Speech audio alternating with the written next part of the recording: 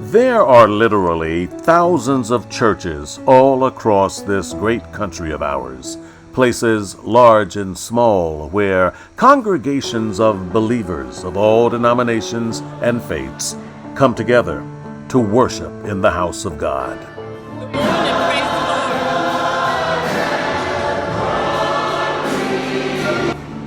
These churches are special because they're sanctuaries, a refuge for the weary, a safe place in times of trouble. But Lord, you've been so good to me, I cannot tell it all. Thank you for deliverance. Thank you for salvation. Thank you for being my way maker. But this story is about a tiny church in rural South Carolina, founded and built by former enslaved servants. A church tucked away on the edge of the woods, down a long, isolated dirt road. A church that's seen more than most, survived world wars, fire, and destruction, and plenty of hard times.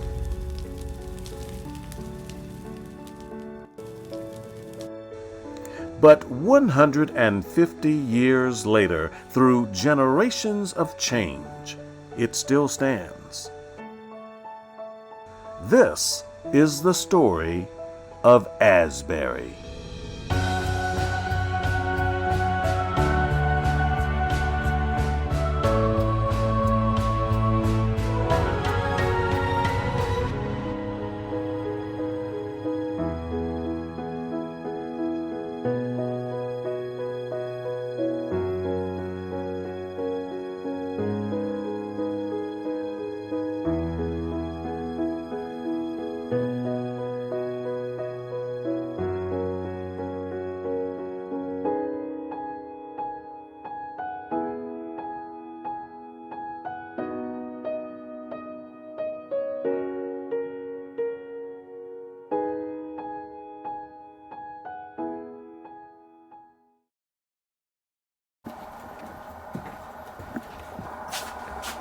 The history of Asbury Church is well documented.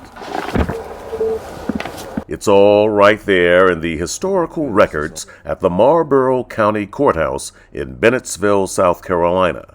Book A, page 42, handwritten in original script. But the story goes well beyond the pages of this book.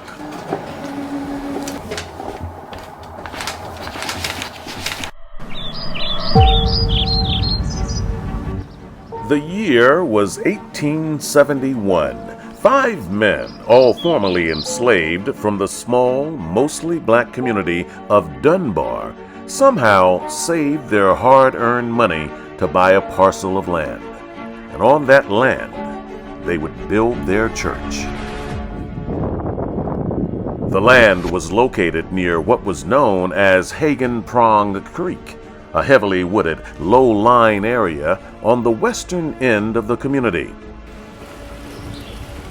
An area with a beautiful flowing creek filled with wildlife and filled with promise. Hagen Pond had involved at that time and was a very vibrant area. By that pond being there, it was a central location. It was a fishing area, creek area. So it was a central area for many of the slaves and farmers to gather. Andrew Thomas, along with James McCrae, Mo McCrae, Alfonso McCrae, and Killis Wright, collectively paid $15 for an acre and a quarter of land, purchased from a white Civil War lieutenant named Allen Edens. These men would become the trustees of the new church they would build. That's a prayer. A sigh is a prayer. Oh my God, that's a prayer. They had endured so much, so very much. But something in them knew there was something bigger than them, and they wanted to find a place to steal away to find a place where they own, that they could be themselves, to express themselves to the God that, when you say, oh my God, whether they said that or not, but that was a prayer. And something in them says, let us build a place where we can go and worship him. We would have to assume that they probably started closer to 1865, but probably took a few years to gather the funds together to purchase the land. We're assuming that the church in itself was actually started before 1871. The men, led by Killis Wright, had been worshiping under what was known as a brush harbor, meaning they had no choice but to worship outside in the brushes. The brush harbor was how the people came together when they couldn't afford to build a church, but they could build a brush harbor by cutting trees down and branching them over, and that kept them out of the weather and kept the sun from off them. The plan now was to build a lasting wooden structured church, something more permanent, where their families could worship and be more comfortable. And they'd call it Asbury. Francis Asbury was one of the first bishops that traveled the countryside to bring the good news of Jesus Christ. During the 1700s, Asbury traveled thousands of miles on horseback through the remote American frontier, spreading the gospel, earning the nickname, the missionary on horseback. So as Francis Asbury traveled through, and he identified leaders at that time, but there may have not been real preachers. It may have been that him coming through or him sending someone through once a month or once a quarter, just to touch base with the local congregation. Asbury's religious journeys had brought him through Marion and Marlborough counties in South Carolina.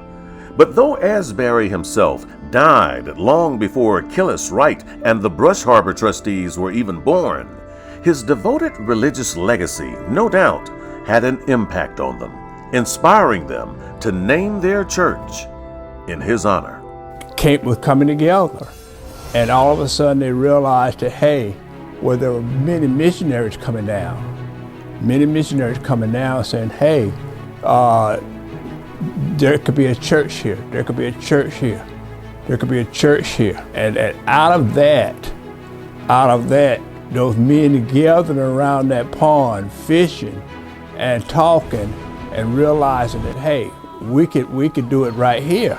This is a great place for us to do it. And they put their resources together. You're talking no more than 8 years after the Civil War. And these were men with no education. They just trying to bring together families. They got together and said, we're gonna build us a church in this community. Because at that time, Dunbar, even when I remember many, many years later, it was well populated. And I'm sure in Killis's time, they were probably even more populated, more people there, because it was a rural area, farming area. And they wanted to build a church, and they were successful in doing that.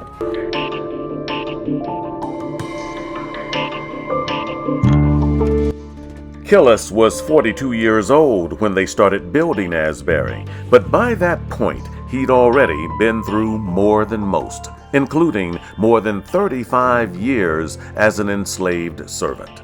Legend has it that Killis, while a much younger man during slavery, was scheduled to be hanged in Marion County for killing a white man, but for reasons not known, he was rescued from the noose by a slave owner named Jim Wright.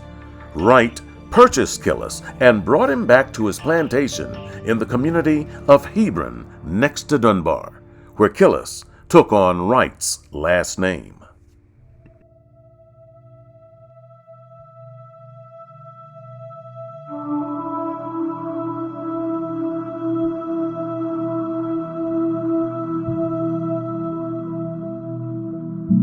Consider the times. In the early and mid-1800s, the slave market was thriving for white landowners in the South. In South Carolina, cotton was the chief agricultural crop. The fields in Marion and Marlborough County were white with prosperity. But that prosperity came on the blood, sweat, and tears of slave labor, resulting in men, women, and children being bought and sold like cattle to the highest bidder. Julius $500, Portia $400, Lita Della $1,500, and then Lucy $1,150, and that was one of my ancestors, Lucy Bethay. They put a price on her head of $1,500. Yeah, that's the prices right there. I think many times I tell people they don't honor our anger, they don't honor our pain, and I still feel the pain of how you could be sold away from your children, or your children could be sold away from you, and you would never see them again. Killis, able-bodied, young, and strong, was now the property of Jim Wright. He was appointed overseer of the farm, and his servant responsibility was to impregnate enslaved women on Wright's plantation so that those women would bear more children to work in the fields. And Killis is coming along, and we want a good, strong baby here. And that's what happened. The women had no choice. Everything belongs to the master, everything. And he populated. That was his worth was in that he could go out and impregnate women, and they had children.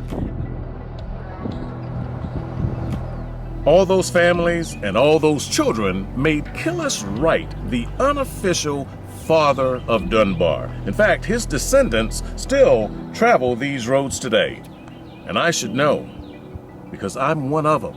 You see, my grandmother was Mary Liza McLeod. She lived just over my shoulder where those trees are. The house is long gone now. But she was Killis Wright's granddaughter. In fact, she's named after her mother and her grandmother, who was Killis's wife, and their names were Mary and Eliza. Here's a photo of my Grandma Liza as a very young woman. She remembers living in the home with her Grandpa Killis in his later years, and she would often talk about him. And she had plenty of kinfolk to talk with. Killis Wright fathered 35 children between at least 3 households at the same time. They were Wrights, Ivies, and Kinneys. Shown here is Mary Eliza Ivy Bethay and Maggie Kinney Jameson. They were all born in the 1800s, and they too were descendants of Killis Wright. My grandmother Maggie's mother was Killis's daughter. My grandma Maggie called Killis. She called her mother Aunt Cat. And there are many surviving descendants from the McCrae boys, too. The man in the center of this photo was Yank McCrae, grandson to original trustee Alfonso McCrae, and grandfather to this man, a young Henry McCrae. Many years ago, Yank McCrae gathered the men of this family in this photo to give them a message. And he started talking. He says, well, guys, I'm just here to say goodbye. So everybody hit the roof. What are you talking about? Why are you saying you just come up to say goodbye? Yep, I'm saying goodbye because after this, I won't see y'all again. Shortly after he got back to South Carolina, he passed away. So Alfonso, James, and Mo McCrae, Andrew Thomas, and Killis Wright continued clearing the land to build their church, still in the shadows and injustice of slavery, and they had next to nothing to build it with. They had no transportation. They had no education. It was probably almost unheard of, but they living in Dunbar. Working in their spare time after a hard day of labor in the fields to feed their families, the men pressed on. Day after day after day. cooking wild game and vegetables from the field to give them energy and strength. It was cold, and they had started a fire, burned the wood that they was cutting to help build the church. They used some of the timber to just start a fire. They'd pass the hat and scrape coins together when they could. How did they get enough money? But they got it. And using any materials they could get their hands on, the men pressed on, bound and determined in their faith and in their prayers. Brothers, let us pray. Lord, you've been with us. You watched over us. You kept us. Now we come to you, Lord, that you would help us to build your house as it is in heaven.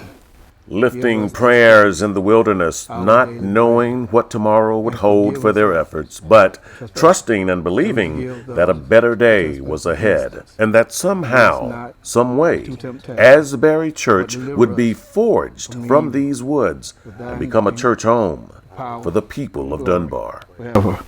Amen.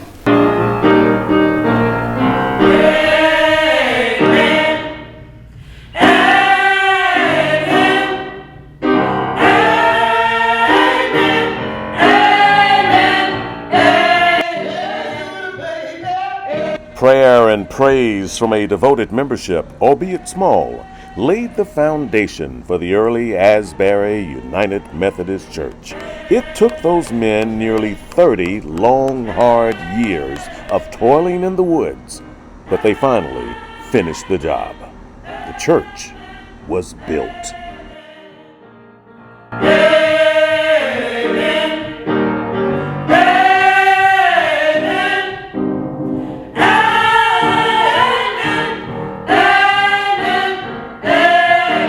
But they built that church, and they were able to, from that, the people came. When it was finished, that tiny hand-built church here in the field on the edge of these woods, I'm sure it had lots of imperfections and it was just a modest little building. But it was the new home church for Dunbar, and our ancestors worshiped there for more than 30 years. My, oh my, I bet they had some times up in there. And I wish I had a picture to show you. But there's one big problem with that. You see, in 1938, just 1 year before the start of World War II, the tiny church that Killis and the trustees built burned to the ground. So much work and sacrifice up in smoke, left in ashes and rubble as the result of a brush fire that was deliberately set to clear the land from overgrowth. It was a beautiful sunshiny day, but it was a wind, not a bad wind, but it was too much. Louise Lynch, who's 94 years old now, was just a young girl when it all happened, but she remembers that day very well. And that particular day, my father and Mr. Jim and Uncle John was going to do the burning in that area, about from the house up to almost up to the church, and the back of the church, that's where it was spread, all out back there. So my father said, I'm going over here and tell Jim that I'm not going to help him bring it off today because it's too windy. This man, he said he was going to do it himself, and my father told him you can't do it by yourself. But he said he was going to do it anyway. His man Jim set the fire, and but he said he was going to do it, and that's what he did. He was hard-headed. He was determined that he was going to burn it anyway, even burning it by himself. And so he started it, and it got away from him. People came to start a fire, but won't nothing they could do.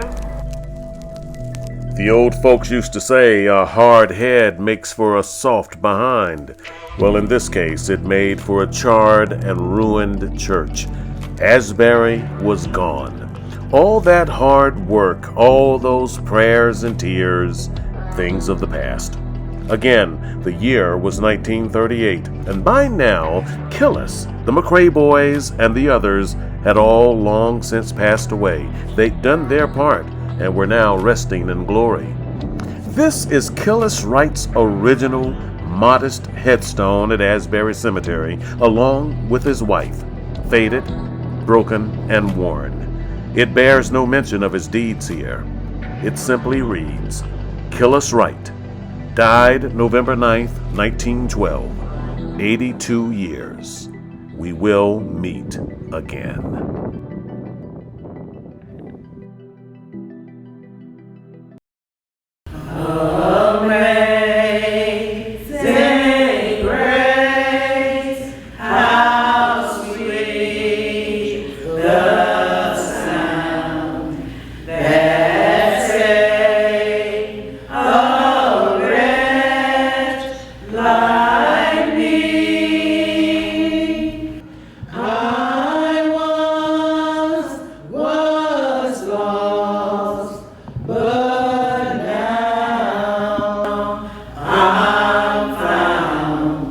What now for the tiny little church in the woods? Well, you rebuild, and by amazing grace, at this point, a new generation of Asbury men was already in place to build the church back.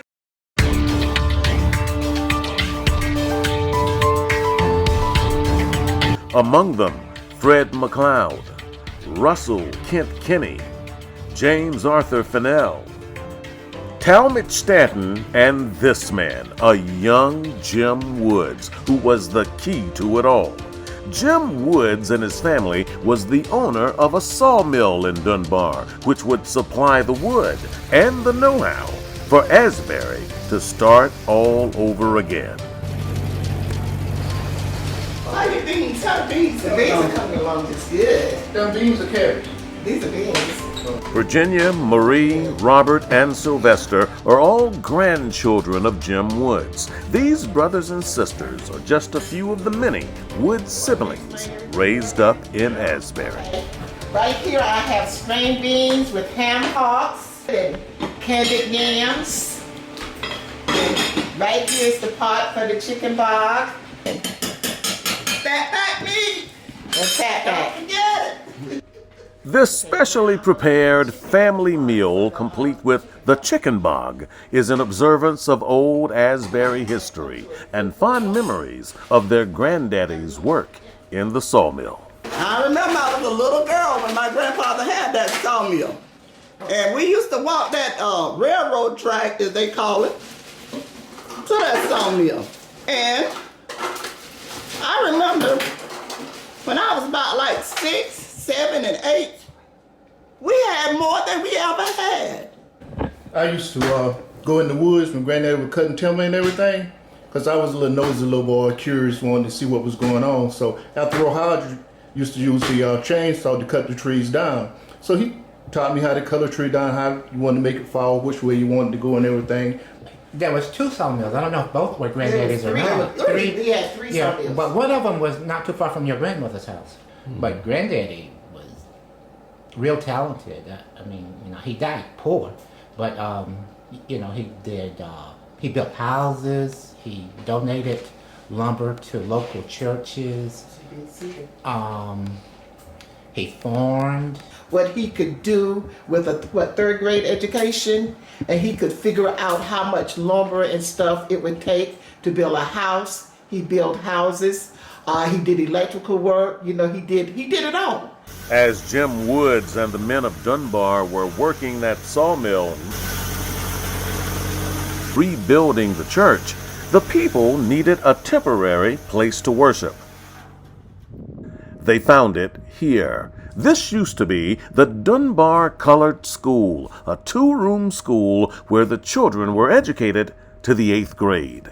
Now, the school would serve as a classroom and a sanctuary. That's my mama's diploma. State of South Carolina, Onita Jameson, a pupil of Dunbar School, District number 21, May 9th, 1930. This time, thanks to working equipment, more money, and more hands on the job, Asbury was reforged from Jim Wood's sawmill in 2 years' time. A feat worthy of thanks. Dear God, thank you for this day. We thank you for family.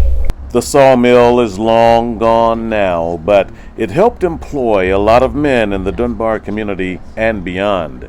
And just like this modern day prayer, the people back then were thankful as well.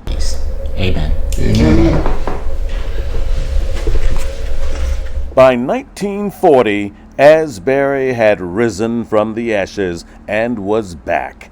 This is the earliest picture on record. The church was certainly better than before, but still with next to no modern conveniences like lights, indoor plumbing, or even heat. We had kerosene lamps right up until the early 50s. There was a break in leadership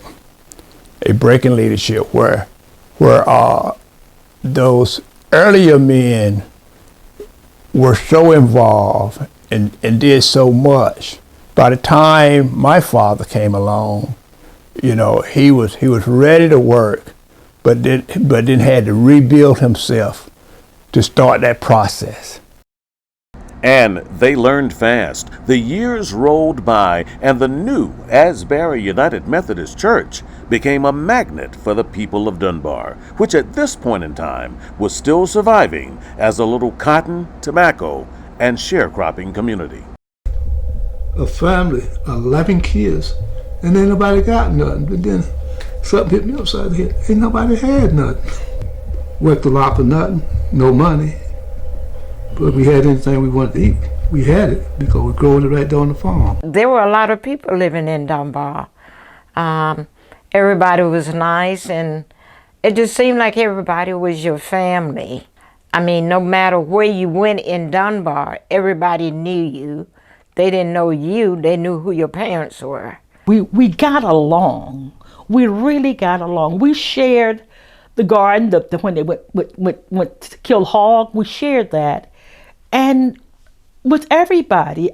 That close-knit sense of community carried over from the fields to the church. The people worked together and worshiped together, played together, and prayed together. The memories of the cotton field to the church, these were all the same people. These were all Asbury people. Asbury had new roots and strong connection between the many local families, but the members still needed to find creative ways to raise money to keep the doors open. And early on, it was the baby contest.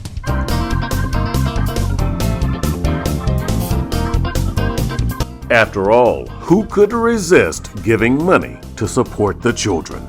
With baby contests, that's how they raised the money. Asbury raised their money with baby contests. You would have families rival, the Woods, the Stantons, the McLeods, and you would put your baby in there. And of course, your family would go out and raise the money, send north to get money, and it was a secret. And they would be there, and Mr. Talmadge and Uncle Kent Kenny, and Mr. Jim Woods, of course, he had money because he had a sawmill. And they would always compete with Jim Woods. Jim Woods going, Uncle Kent would come and talk to Mama, well, Bird, you gotta watch your Jim there. But it was good naturally competition. Oh yes, that's it. That was it. All you had to do was have a contest and you could see how the competitiveness would come out. Yes. And there was plenty of babies around, so there was always an opportunity to have a baby contest. Throughout the 1940s, 50s, and 60s, while times remained hard, Asbury members somehow remained quite stylish and very competitive. They kept finding ways to serve God and the community and finding ways to raise more money. Miss Gertrude Kenny, she was the top money raiser with Callan T. Yeah. She would sit at her house on that phone and call people, and every time before she left this world, Miss Gertrude was the top dog when it came down to the fundraiser for Calendar Tea. But before Miss Gertrude was the top dog, Miss Gertrude Stanton, she was the one that got the most money because she had doctors that would give her money, conservators and lawyers and all that stuff. The church also raised money through homecoming. And then we have homecoming under the tree outside. There wasn't no fellowship hall or anything. No. Homecoming outside under the tree. Everybody, all family brought different things, and everybody ate on the car and everything and had something. You know, we had, all the family was there, you know. But of all the ways to lift the offering and the spirits of the church congregation, nothing was more effective than good old gospel singing. And Mary Liza McLeod had raised the perfect family and had just the right song to keep the church jumping. I had to be about 8 years of age. I was younger than that. They all used to sing. Yes. And Grandma Liza would sing that song, Traveling Shoes. Yes, she would. That lady could walk in the church. Lord, yes, sir. And she would start singing. From the door. Got on my traveling shoes, and she wouldn't sit down. No. She wouldn't sit down. She would not sit She down. would stand up singing. Yes. On my shoes, Lord. Yes. Got on my traveling shoes. Yeah, they would sing good. They just had it. They had it down good. Mama, she would start out with my traveling shoes, boy. That she loved it, that song. She used to get in the amen corner and say, I got on my traveling shoes. That's the way Miss Liza used to do. Shoes. Got on my traveling shoes. Go ahead, and she's back there, and then after a while, she had to get up there and do her little dance, traveling shoes, though. Get on my traveling shoes. And they were so fantastic, and they were there, and Miss Mary, you better sing, boy. Now y'all get out there, and when you get out, I want you to sing. Yeah. All of us would join her singing. Got on my traveling shoes. Luke, you want to sing a little bit of it? And I mean, and she was singing. Yo, she was singing. And the folk that was singing with her would be in harmony. Oh, sure. Sing a little bit of it, Luke, and we'll help you. Shoes, Lord, got on my traveling shoes. On my shoes, Lord, got on my traveling shoes. On my shoes, Lord, got on my traveling shoes. On my shoes, Lord, got on my traveling shoes. I can travel now. Got on my traveling shoes. I can travel now. Got on my traveling shoes. Put your shoes on. Oh, got on my traveling shoes. Put your shoes on. Oh, got on my traveling. Hey, got my shoes on. You might say these were the best years, the good old days of Asbury. The church had on its traveling shoes and grew up from being a grainy little white wooden church. It got some color, new bricks, a ramp for the elderly and disabled, a community hall, and yes, electricity and indoor plumbing. Oh yes, it was a good time. I can travel now. Got on my traveling shoes. I can travel now. Got on my traveling shoes. No trouble. Oh, got on my traveling shoes. On my shoes. Got on my traveling shoes. On my oh yeah, got on my traveling shoes. Amen. Yeah. Amen. Yeah, Amen. when she do And that, she will start dancing. She will start to dance. Yes. Hey! Yes, That's what she But it didn't end there. Asbury also got a new deed for expanded land. By quit claim deed of Lottie Mae Johnson, Charles Johnson, James W. Johnson. Jackie Johnson Palmer and her sister Eleanor Johnson read from the official courthouse record left by their uncle, Jimmy Monroe, who bequeathed land to Asbury. Jimmy Monroe was a prominent member of the Dunbar community and one of the most well-respected educators in all of the Marlborough County, South Carolina school system. He and his wife, Pearl Monroe, were also lifelong dedicated members of Asbury United Methodist Church. By him being a United Methodist member, he would take part in different program that was being held at Asbury. I think on some occasion he may have brought the message. Jackie and Eleanor's mother, Lottie Mae Johnson, pictured in the center of this photo, raised all of her children in Asbury. There were a lot of us in the house. My mother had 12 kids. She had 3 senior boys first, 3 sets of twins, and a set of triplets in that order. Lottie Johnson's close sister was Sarah Fennell, Miss Ted, as she was called by friends in the community. She birthed 11 children of her own, and they too were all raised up in Asbury.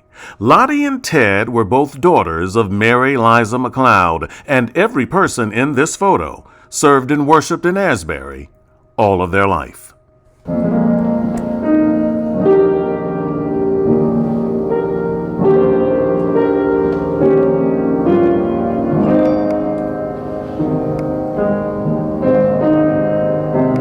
There are far too many very dedicated, lifelong members of Asbury and the old Dunbar community to name each and every one of them. And though the old community today is just a shell of what it once was, in conversations with current members, it's clear that the ancestors who once lived here were not forgotten. Okay, if you think about it, we all are connected, that bloodline, because you have the Woods, you have the Bethays, the Kenny, the Johnson, the McLeods. You had the Meekin family, Mr. D. Then you had his daddy, Mr. Rocha Meekin.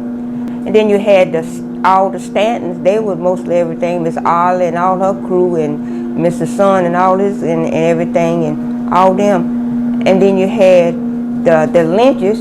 All the Lynches was there, They was James L. Miss Annie Mae, the Wrights. All the Wrights was there. They was raised up in Asbury.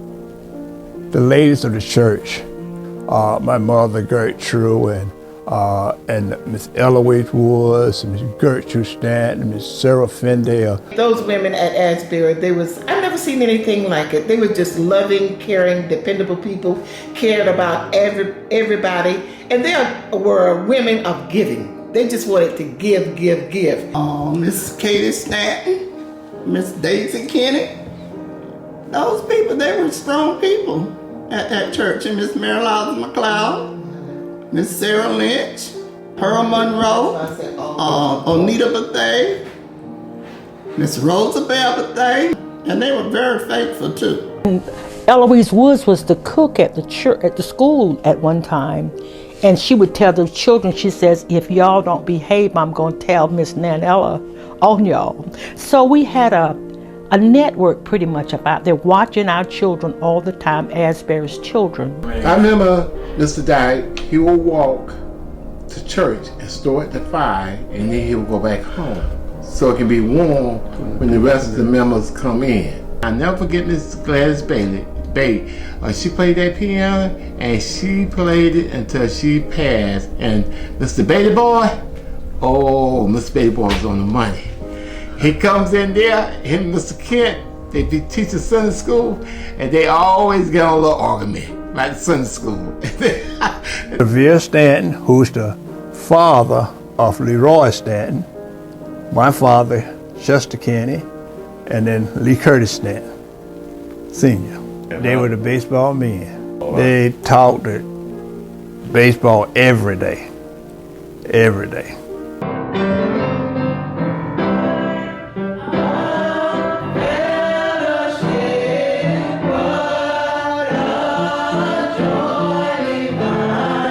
All the Asbury ancestors had long histories in the church, but that wasn't the case for the pastors in the pulpit. Methodist pastors are governed and assigned by an overseeing Methodist council. Pastors are assigned to their church, and then eventually their assignment takes them elsewhere. I can remember my grandfather saying, we are just a training place for pastors. It's great in their first assignment, traveling from 50 to 100 miles away to get to Asbury on a Sunday morning, but they were gone. Adding to the problem was the lack of resources, both in the church and in the pastor's pocket. So money was tight. We were on the farm making $2-3 a day. Many times they was able to get something from the garden and a good meal, a Sunday meal for them and their family. Yes, it is tough when you moved around. You're gonna meet new people. We don't know what to expect from the people. We don't know if they love their pastor that they had before you, don't accept you, but you do the best work that you can do. You work for the Lord the best that you can do. How did they do it? How did any of them do it? Keep this tiny little church with a tiny congregation in a poor community going. Where did that come from? Where did it come from? It was just in them. In some tribe in the motherland, that was them, and it was transported here. That was that magical place of Dunbar. And even though through those times, God have blessed Asbury over and over again. Blessings and dedication, a working combination that was keeping the doors of the church open, keeping the people happy, and keeping the ancestral history alive. With all of that being said, why on earth would the congregation of Asbury even ever consider leaving all of that behind? But they did, a decision that could threaten the very core of everything Asbury was built on.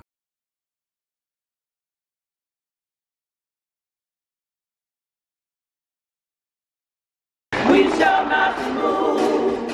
We shall not be moved. We shall not be moved. We shall not be moved. Just like a tree planted by the water. We shall not be moved. Oh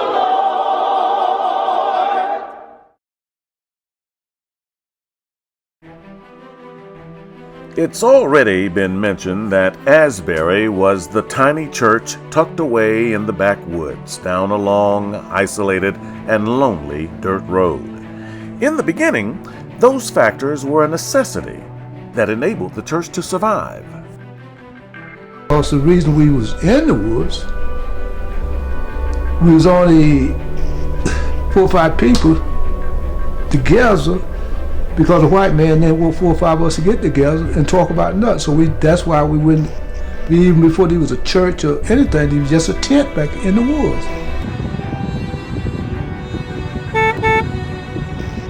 They say the more things change, the more they stay the same. Through the decades of the 80s, 90s, and even in the 2000s, as things slowly changed in the South and all over America for that matter. So help you God, so help me God. Congratulations, Mr. President. To some in the pews in Asbury, it felt like the church wasn't keeping up with the times.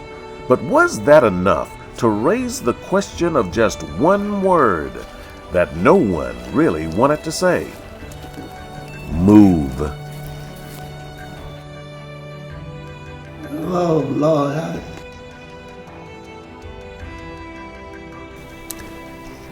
What a challenge. What a challenge it was to think about leaving your home base, your home church that you had been part of for over 100 years. At the heart of the challenge was the old muddy dirt road that led them to the church.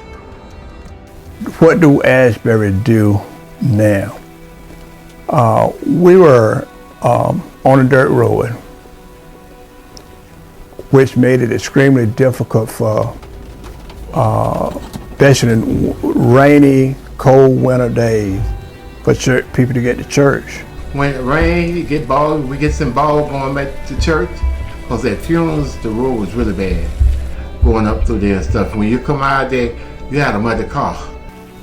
People were tired of driving down that dirt road.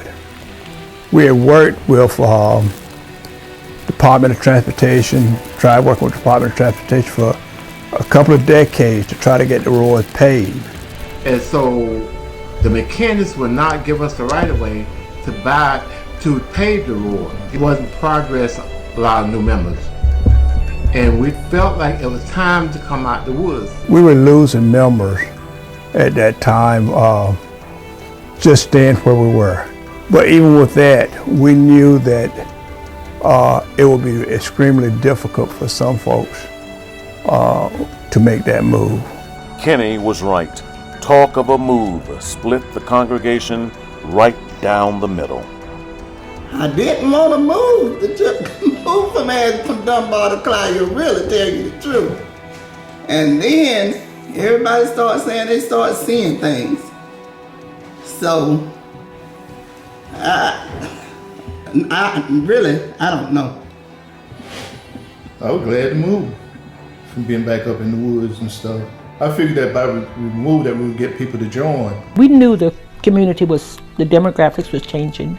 The membership was, not there. But we wanted to come out of some of them wanted to come out the woods. And I was all for that. And I says, it's fine with me. I was opposed of it. And I said, well,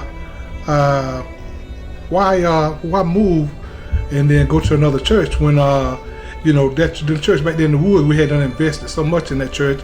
It was like a new church, had done built a fellowship hall there. And like I said, now the road were bad at one time, so, Charles, Kenny, they worked on that and got crushed and run. But overall, I was against it. I initially voted to move, and then I tried to come back later and talk them out of moving, but they weren't going to hear any of that. So I had some second thoughts. So even though I voted to move, I wanted to back out of it. Well, I was all for it, making the move. I think had the older generation still had been alive, I think that they would have been more upset, because that's the only church that they ever knew. At the time that I voted, I didn't really think of the historical significance and things like that, because that's our home, basically. I mean, that was built by our ancestors.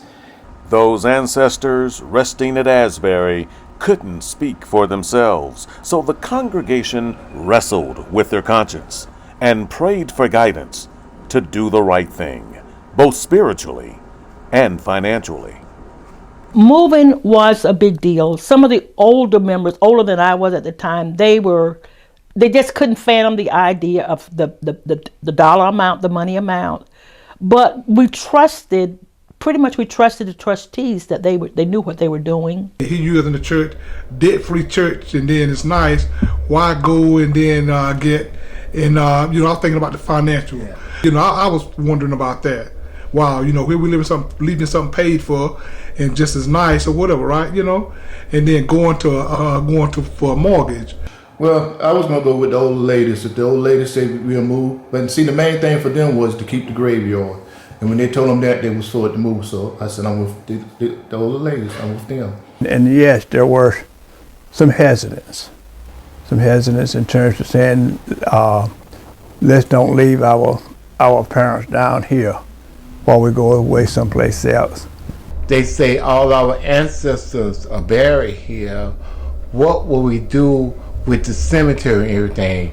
It took them a while to grasp onto what we was trying to do. So yes, we was afraid of that. But the process started, and there was a strong enough group with representatives from almost all the families to say that yes, this is time to do it. So the decision was made. They agreed to relocate the church, but under no circumstance would they sell the rights to the cemetery. The ancestors could continue to rest in peace. That was part one of the issue, but part two was finding a new church home, a new Asbury, somewhere out of the woods and without a muddy dirt road. They didn't have to look far. But when we identified the property that we moved to, we knew that time was essence and we had to move forward.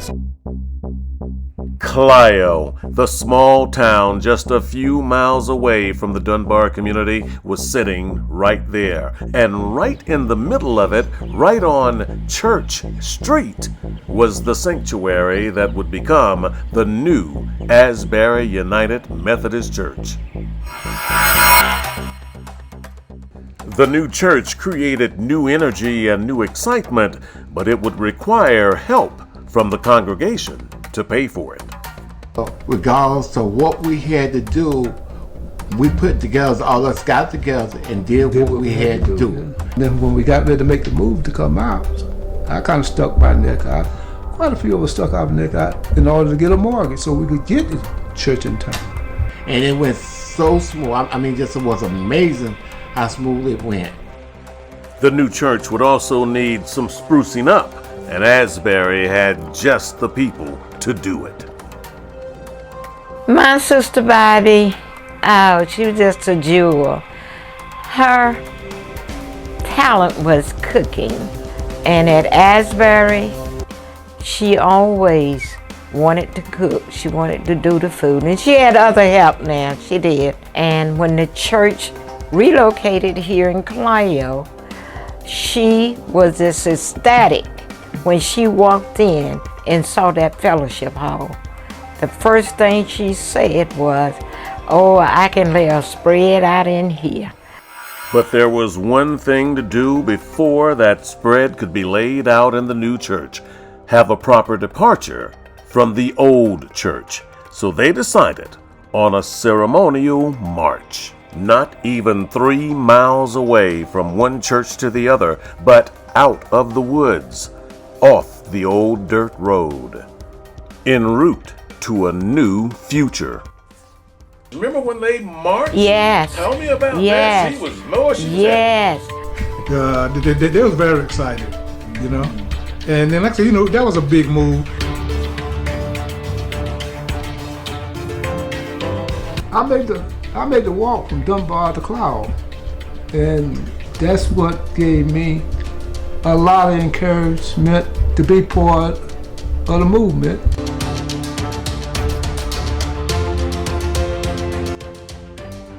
That day was just like Martin Luther King March. When we marched from Asbury down that dirt road, I mean, we had a good time. We got Nan help us. We got when the activity bus, the ones that could not march, they rode the bus. And they get tired, they'll stop, march again. It was so many people. I mean, it was just a glorious time. Yeah, and just like Martin Luther King. We free at last. Free at last. Thank God Almighty. We're free at last.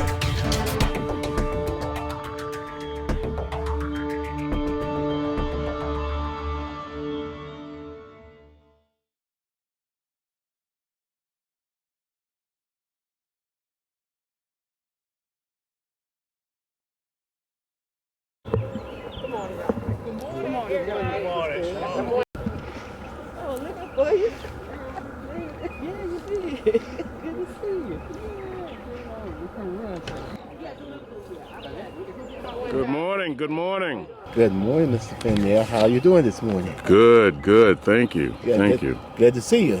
Good to see you. Thanks so much. It's a new day of service, the first day of worship outside the front of the new Asbury since the pandemic. And we just thank the Lord. But we come to make a joyful noise unto the Lord all ye lands. Yes, thank you. We come to serve the Lord to bless. Yes.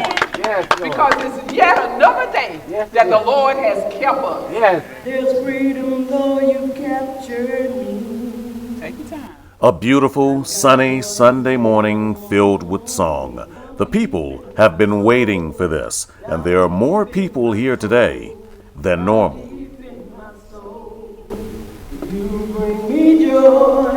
But many of the people in this congregation are only visiting.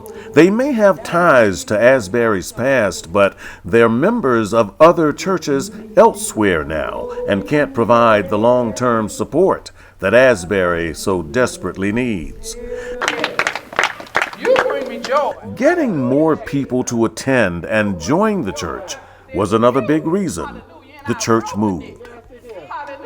And they were saying, well, if we get out of the woods, that we're gonna have members and this and that, and have people coming off the streets. But right now we got the same members that what we had in the woods.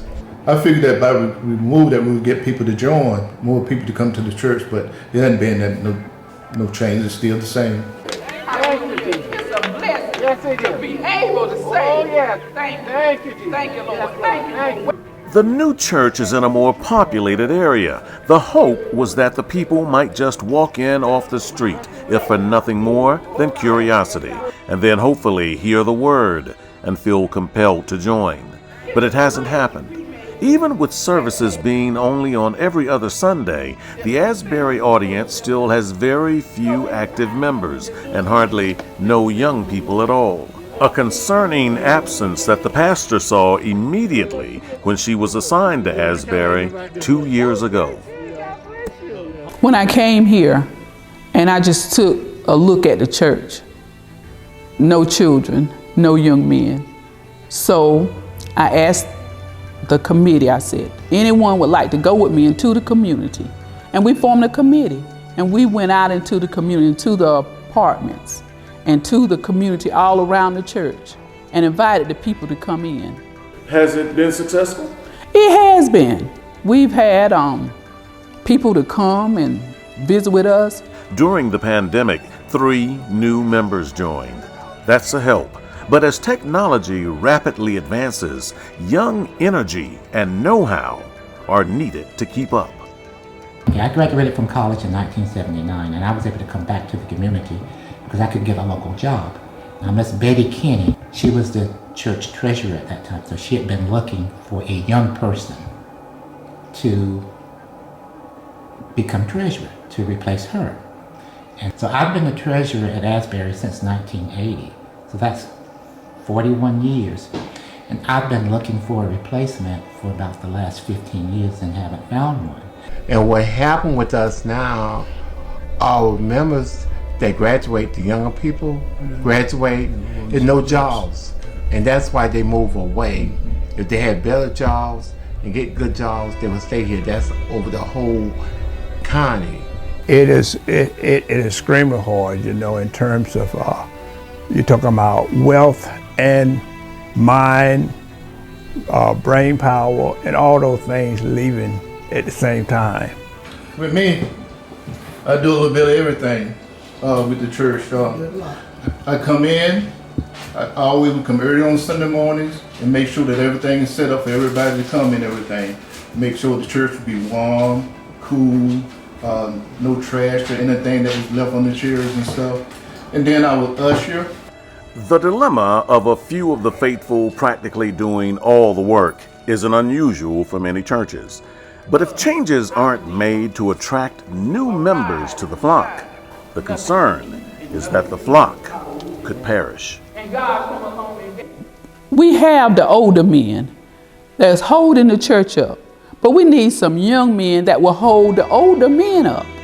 And now with the young crowd, the young generation, I had always said this too, that when we was coming up, the old hymns and stuff that what we used to sing and stuff, what we heard back in the days, that's not touching the young generation now. They young, they got new ideas, and then they know what it takes to take the young generation. In the United Methodist Church, it's all about method.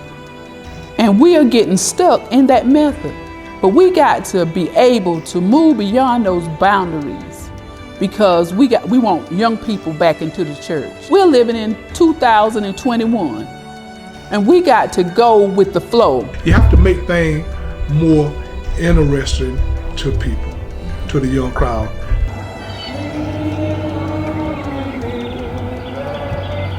I'm a little concerned about where the church is heading in terms of whether or not we have to close the doors because the Methodist Conference, they've closed some doors because of low attendance, inability to meet. I'm not concerned about the finances for Asbury because we have a lot of people that don't come to Asbury, but they have their origins and they send contributions.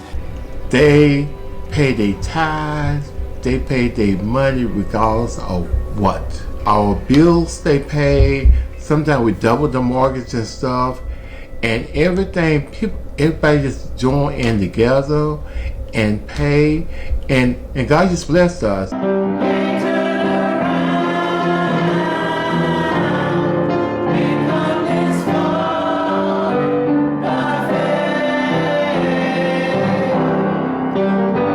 So, can Asbury turn the page back to the Genesis, back to the beginning? Just like those early ancestors prayed in the woods for guidance and help all those years ago. Thy will be done on earth. Those prayers and blessings are still needed today. The will of the people and the foundation of the church have never been stronger, but the challenges have never been greater.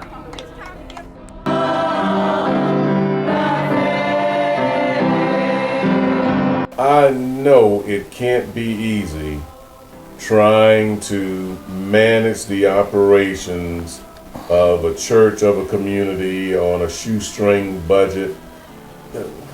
What are the challenges, man, of try to keep Asbury afloat through the years with money and operations when it just wasn't a whole lot there?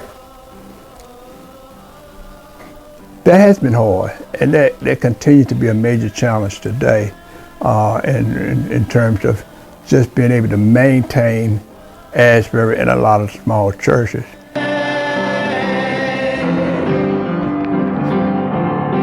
If we don't have no growth in the next 5 years, I don't know what happened to Asbury.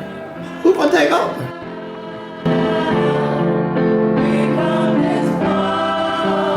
By the time we close our eyes and we don't have no young fellows, it might be all ladies' church and no men. But I hope eventually that we some of the couple of young guys that we have will start coming back and everything like that and help out. We come this far.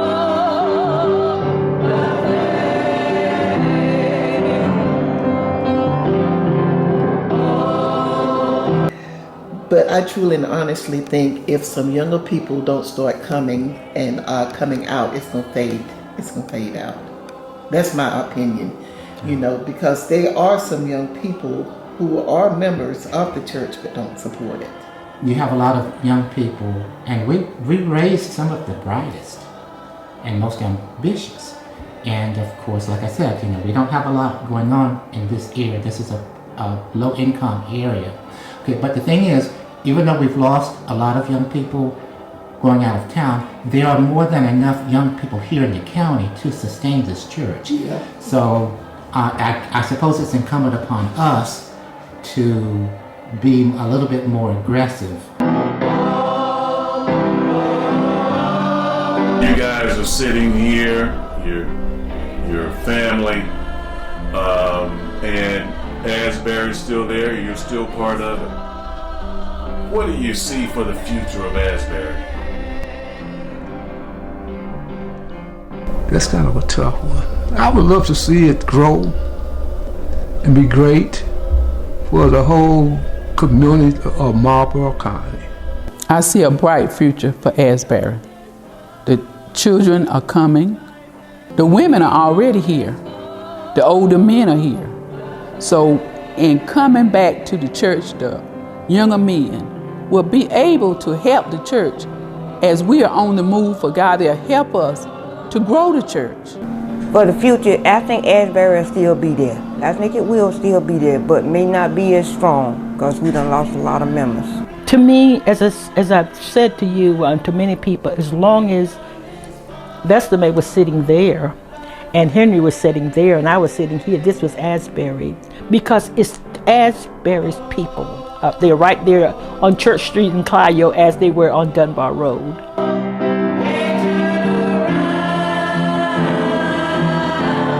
We are still where our ancestors, where it all began.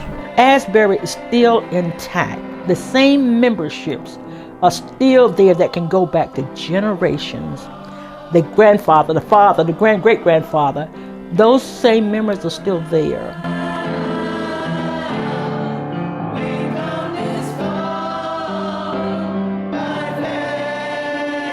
One thing about Asbury too, we're like a big family and putting everything together. We know what we got to do, and then we go ahead and do it. But I think Asbury will be there. It's been a strong church. It's been a family church. It's been a good church. So I think we need to keep it going. Yeah. We need to keep it going.